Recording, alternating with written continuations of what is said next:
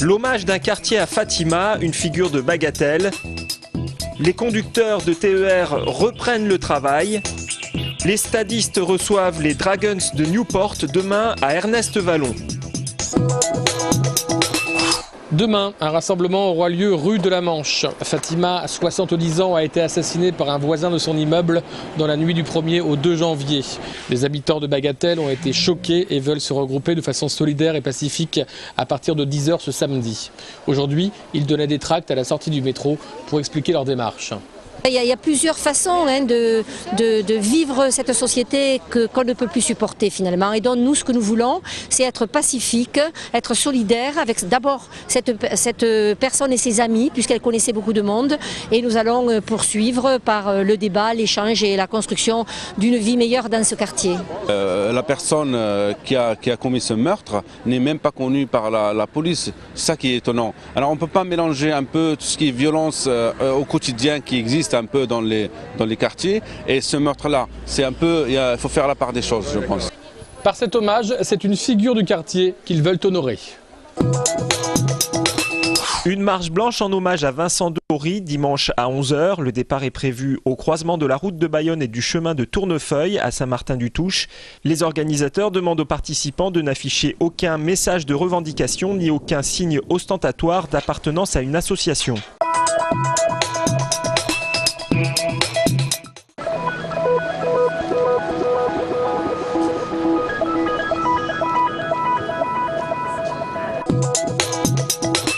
Ça symbolise en fait les personnes qui attendent la mort.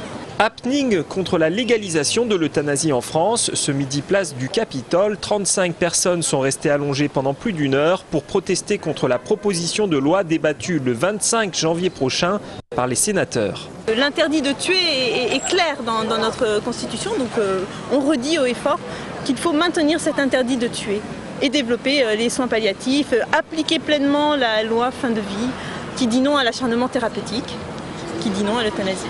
Que faisons-nous de ces personnes qui sont en fin de vie et est-ce qu'on s'en occupe? Est-ce qu'on les prend en considération? Est-ce qu'elles ont encore du prix pour nous? Est-ce qu'elles sont respectées? Reprise du trafic du côté des TER à Toulouse. Les contrôleurs ont voté le retour au travail en fin d'après-midi. La direction s'est notamment engagée à renforcer les effectifs.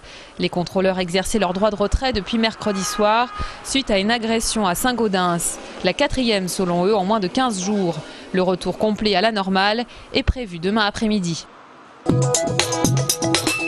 Face aux émeutes en Tunisie, Fram s'adapte. Le voyagiste toulousain accepte de reporter sans aucun frais les séjours prévus ce week-end.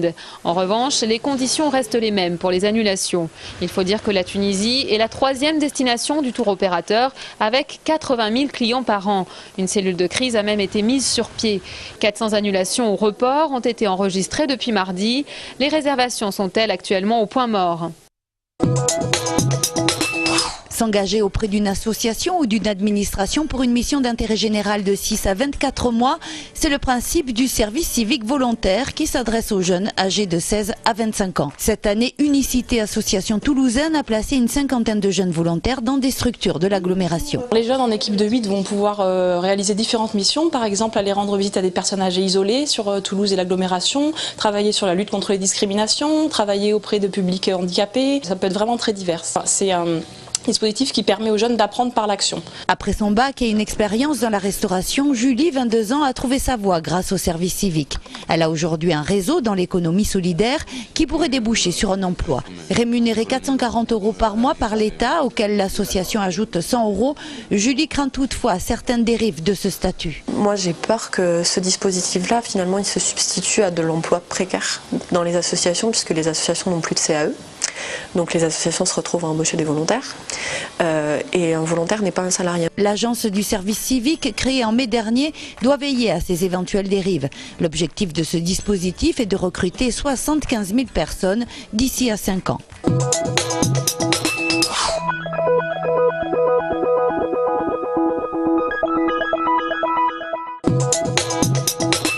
Les universités et grandes écoles toulousaines ne se portent pas si mal si l'on en croit les études menées entre 2007 et 2010 par l'Agence d'évaluation de l'enseignement supérieur et de la recherche. Toulouse se situerait dans le peloton de tête des 82 universités évaluées. En particulier la recherche où 70% des enseignants-chercheurs appartiennent à des équipes évaluées A+ et A, notamment en sciences sur le campus de Paul Sabatier. Du côté des masters, c'est pas mal non plus avec 12 mentions sur 13 notées A. En revanche, l'agence souligne une offre insuffisante en licence où l'Académie de Toulouse se situe bien en deçà de la moyenne nationale. Un chantier qui devra être pris en compte par Gilbert Casamata, le président du PRES, de même que le rapprochement des acteurs de l'enseignement supérieur avec le monde socio-économique. Il reste aussi à donner à Toulouse une réelle visibilité à l'échelon international. Inquiétude au lycée Airbus, le LEPIA ne séduit plus autant les élèves. On enregistrait il y a 10 ans près de 1000 demandes de candidature contre 350 seulement aujourd'hui. Directeurs et enseignants se mobilisent pour expliquer et surtout revaloriser les métiers des compagnons en assemblage, électricité et chaudronnerie. Et on a une mauvaise image de la chaîne d'assemblage. On a un petit peu l'image de Charlot dans l'état moderne. Quand on parle de chaîne, c'est faire toujours le même geste. Ces métiers ont vieilli, ils sont restés sur une image de pénibilité. Ici, on met en avant le taux de placement des élèves à 100% et l'évolution des métiers de l'aéronautique. Les programmes Airbus ont évolué en permanence. Ils vont travailler avec des matériaux performants. C'est l'aluminium, c'est le titane, c'est l'inconel, c'est le glas. C'est-à-dire qu'on les responsabilise, ils doivent également attester de leur travail. Donc le métier est de plus en plus valorisé et de plus en plus intéressant. Les tâches ne sont pas répétitives. Et pour tenter de convaincre, le lycée Airbus organise des journées portes ouvertes le 28 janvier. Le Stade Toulousain reçoit samedi les Dragons de Newport à l'occasion de la 5e journée de H-Cup. Face à des Gallois qu'ils avaient largement dominés 40-19 lors du match aller, les Rouges et Noirs chercheront la victoire bonifiée pour conserver la première place de leur poule devant les Wasps. Keller et Miloš Luski sont toujours indisponibles.